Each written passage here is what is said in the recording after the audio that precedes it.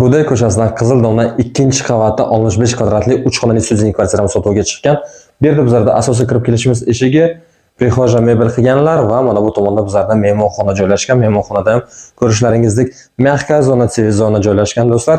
Kvartiramiz 9 qavat domning 2-qavatda, domimizda lift bor. Bu yerda esa bizlarda oshxona, oshxonamizda ham hamma kerakli mebel jihozlari bor. Gazli plita, vытяжка, холодильник raknalari o'rnatilgan.